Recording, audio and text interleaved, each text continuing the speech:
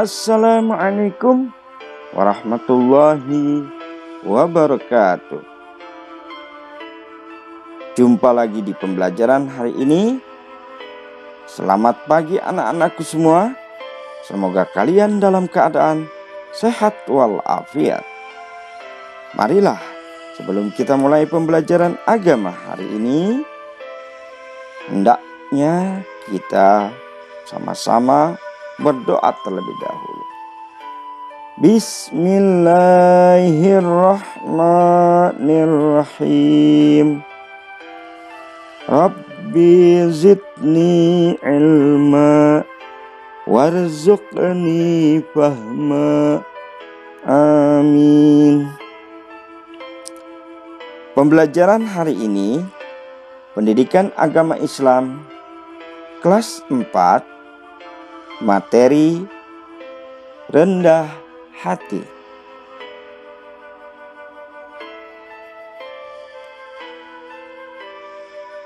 Rendah hati.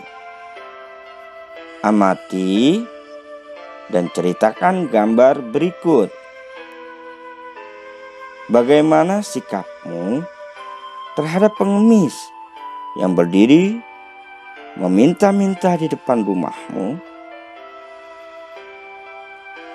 Agama Islam melarang umatnya untuk menghina orang yang lebih miskin darinya. Orang kaya tidak boleh memamerkan kekayaannya di hadapan orang miskin. Orang yang pintar tidak boleh menghina orang yang kurang pintar. Allah Subhanahu wa Ta'ala tidak menyukai orang yang sombong. Oleh karena itu, kita harus memiliki sikap rendah hati. Karena sikap ini terpuji dan disukai oleh Allah Subhanahu wa Ta'ala. Apa aja sih contoh-contoh sikap dari rendah hati? Contoh sikap rendah hati dalam kehidupan sehari-hari adalah sebagai berikut. Yang pertama, menyapa dan mengucapkan salam terlebih dahulu jika bertemu dengan orang lain. Bertemu dengan guru, teman, ataupun saudara. Yang kedua, menghargai orang lain dan tidak suka menghina.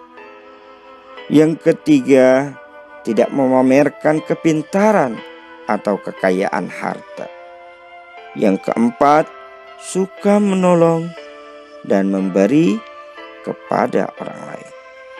Yang kelima, tidak membeda-bedakan atau pilih kasih dalam berteman.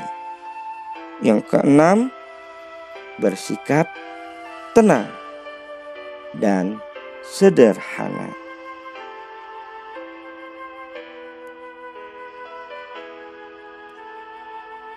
Cara mengembangkan sikap rendah hati.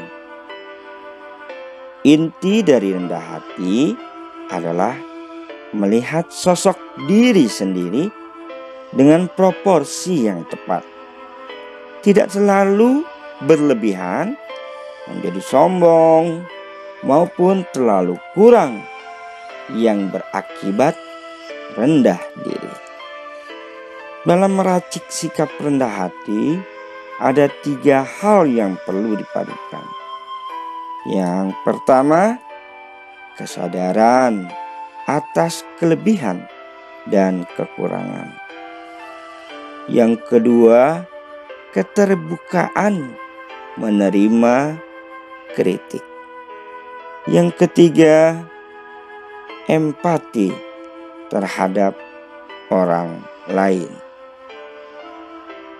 Jadi, kita tidak boleh bersikap sombong. Makin berisi, makin rendah hati. Makin kita pintar, makin kita kaya, makin kita rendah hati.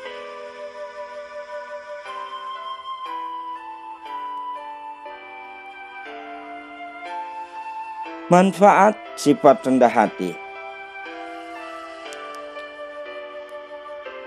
Yang pertama, punya hati yang lebih tentram. Yang kedua, lebih banyak teman. Yang ketiga, akan terpancar aura positif. Yang keempat, orang akan lebih simpatik terhadap kamu. Yang kelima, orang jauh lebih menghargai kamu. Jika kamu mempunyai sifat rendah hati tentram, banyak teman, aura positif, orang suka pada kamu, dan orang menghargai kamu. Jadi, mari sama-sama kita ucapkan, kami bukan anak-anak sombong. Oke?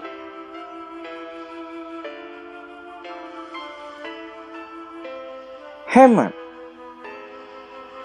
Amati dan ceritakan gambar berikut. Anak-anak, air adalah karunia Allah Subhanahu wa Ta'ala yang sangat berguna. Kita dapat menggunakan air untuk mandi, berwudu, gosok gigi, dan lain-lain. Oleh karena itu, kita harus hemat dan tidak boros atau mubazir menggunakan air. Bagaimana sih cara menghemat air? Cara menghemat air adalah yang pertama, menutup keran air sesudah menggunakannya. Jadi setelah menggunakan habis mandi, maka kerannya harus ditutup. Dan yang kedua, mengambil air secukupnya dari gayung. Selain air, kita juga harus menghemat uang jajan dan lain-lain. Anak yang hemat tidak menghabiskan uang jajannya setiap pergi ke sekolah, tetapi menabung sebagian uangnya di tabungan, dan nanti akan lama-lama menjadi untung. Duit tadi kita tabung sedikit demi sedikit, lama-lama menjadi bukit. Jadi bersikaplah hemat mulai sekarang. Apa sih hati hemat? Hemat berarti berhati-hati dalam membelanjakan uang dan sebagainya. Tidak boros, cermat. Kita harus dalam penggunaan bahan bakar atau hemat pangkal raya, rajin pangkal pandai. Orang yang hidup hemat akan menjadi kaya. Orang rajin belajar akan menjadi pandai. Berhemat, berdikit-dikit atau berhati-hati. Ingat sebelum kena, sebelum habis. Ikhtiar harus dijalankan sebelum terlambat. Menghemat, menggunakan sesuatu dengan cermat dan hati-hati, supaya jangan lekas habis, rusak, dan sebagainya. Waktu menggunakan, waktu sebaik-baiknya. Penghematan, proses, cara pembuatan menghemat. Pemerintah menganjurkan dalam pemakaian listrik, dan lain-lain. Kehematan. Perihal hemat yang perlu kita tiru. Jadi, hemat bermanfaat bagi kita semua. Sahabat, tahukah pada tahun 2025 sebanyak 321 juta jiwa penduduk Indonesia diprediksi akan sulit mendapatkan air bersih. Forum Air Dunia kedua, World Water Forum di Den Haag, Maret 2000, kebutuhan air tidak hanya untuk menjaga kesehatan diri, namun beberapa kegiatan sehari-hari seperti mencuci, memasak, membersihkan diri juga membutuhkan air dalam penggunaannya. Tidak bisa dibayangkan bukan apabila persediaan air menipis. Sedangkan hampir seluruh kegiatan kita sehari-hari membutuhkan air. Jadi, berhematlah dalam pemakaian air. Keberadaan air bersih yang terus menyusut tiap tahunnya ini akan akhirnya harus membuat kita ekstra waspada akan stok atau persediaannya.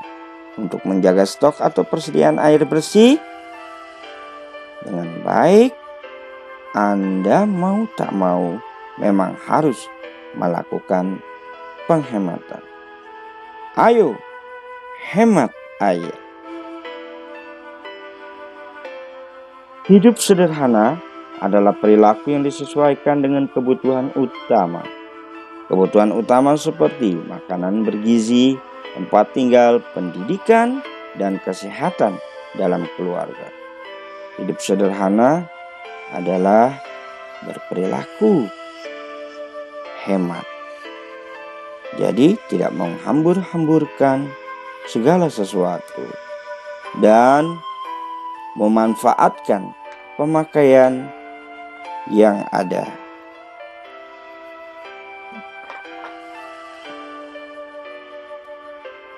Berhemat merupakan salah satu bentuk investasi untuk membangun masa depan. Tapi, sudahkah kamu tahu apa saja manfaat hidup hemat? Ternyata manfaatnya sangat banyak loh. Hidup hemat adalah satu kunci untuk menapaki jalan menuju bebas finansial. Tahap di mana kamu tidak perlu lagi sulit-sulit mencari uang. Saat masa kanak-kanak, kamu pasti sering mendengarkan pepatah, rajin pangkal pandai, hemat pangkal kaya. Jadi kita berhemat, kita akan mempunyai kekayaan atau harta yang sangat berlimpah. Dan berperilaku menabung membuat kita menjadi untung. Apakah kalian sudah menabung? Bagus. Jika kalian sudah mulai menabung,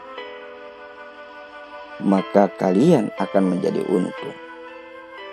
Dan jika belum, maka menabunglah, karena kalian akan menjadi untung.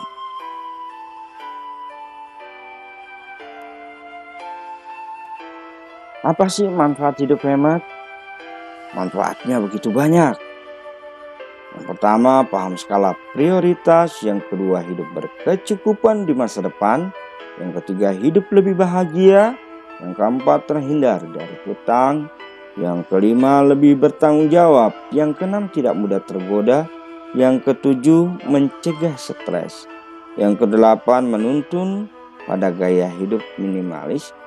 Dan yang kesembilan, selalu bersyukur atas nikmat yang diberikan Allah Subhanahu wa Ta'ala. Mari hidup hemat. Rangkuman yang pertama, Allah Subhanahu wa Ta'ala mewajibkan setiap muslim, muslimah untuk menuntut ilmu. Sedangkan kunci utama untuk menuntut ilmu adalah gemar membaca. Yang kedua, setiap muslim muslimah harus memiliki sikap pantang menyerah. Sikap pantang menyerah merupakan cermin dari kesabaran. Yang ketiga, sikap rendah hati pada kehidupan sehari-hari. Misalnya seperti berikut ini. A. Menyapa dan mengucapkan salam terlebih dahulu, menghargai orang lain dan tidak suka menghina, tidak memamerkan kepintaran atau kekayaan harta, suka menolong dan memberi kepada orang lain, tidak membeda-bedakan atau pilih kasih dalam berteman, bersikap tenang dan sederhana. Yang kelima, hemat artinya menggunakan sesuatu sesuai kebutuhan, tidak berlebihan dan tidak pelit. Yang keenam, lawan hemat adalah boros. Boros artinya menggunakan sesuatu secara berlebih-lebihan. Boros itu sangat merugikan. Allah Subhanahu wa Ta'ala membenci anak yang boros. Jadi, jauhi sikap dari boros.